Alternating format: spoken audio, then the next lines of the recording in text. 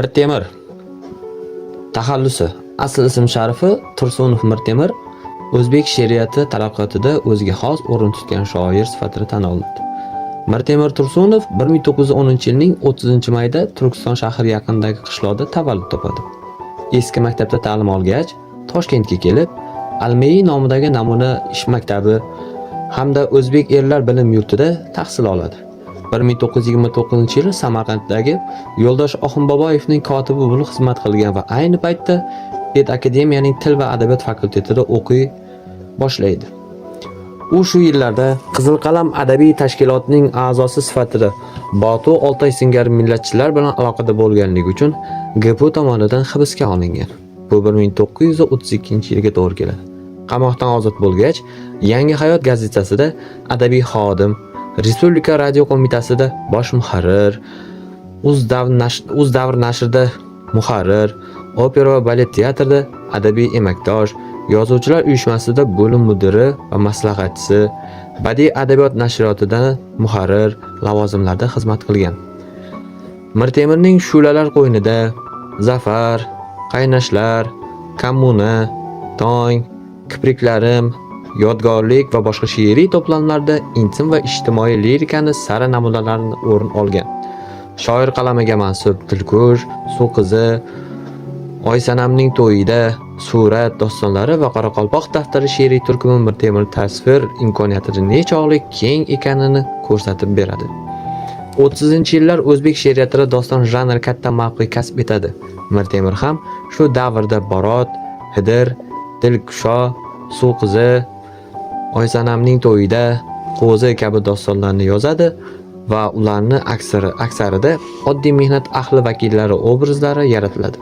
Umuman Mirtemirning she'riy va dostonlariga xos xususiyati shundaki, u oddiy kishilar hayoti va mehnatida she'riyatbob jihatlarni, ular ruhiy olamidagi go'zallik jilvalarini o'ziga xos noziklik va zakiylik bilan ko'rsatib beradi va aks ettirib ko'rsatgan. Bu Mirtemirona fazilat shoir ijodining urushdan keyingi davrida ayniqsa yorqin ko'rinib turadi. Ikkinchi jahon urushidan keyingi yillarda adabiy siyosat natijasida Mirtemirga ijod etish va yozgan asarlarini e'lon qilish imkoni berilmagan.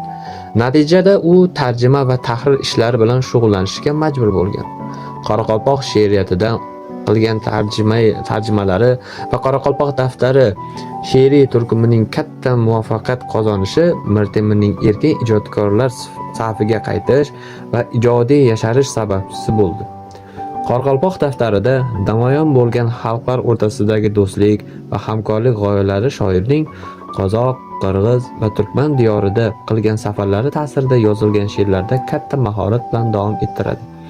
Mirtemirning Qoraqalpoq daftari turkumidan o'rin olgan Surat lirik qissasi esa 60 hamda 70-yillarda o'zbek she'riyatida doston janriga e'tiborni kuchayishi va lirik doston janrining kamol topishiga katta ta'sir ko'rsatib beradi. Mirtemirning 60 hamda 70-yillarda yaratilgan aksar she'rlari 20-asr o'zbek she'riyatining tom ma'nodagi durdonalaridir. U shu davrda she'riy texnikani mukammal egallagan shoir sifatidagina emas, balki tarix va vatan tuyg'ulari bilan yashagan, shu muqaddas tuyg'ularni yonar so'z bilan ifodalagan shoir sifatida ham shuhrat qozonadi. Mirtemir oddiy mehnat ahliga ruhan yaqin, uning tabiatini, maishiy hayotini, tilining kamalak ranglarini, dildagi orzu va armonlarni yaxshi bilgan inson qalbidagi ruhiy koliziyalarini teran his qilgan, tasvirlagan shoirdir.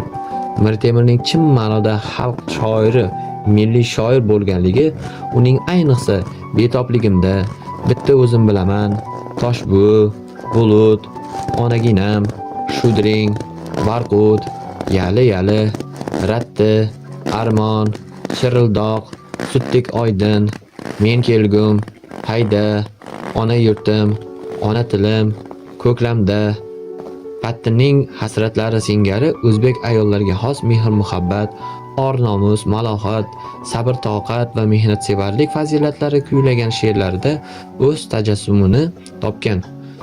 Mirtemir va boshqa she'rlar bilan o'zbek she'riyatiga xos xalqchilik ruhini behad darajada oshirdi.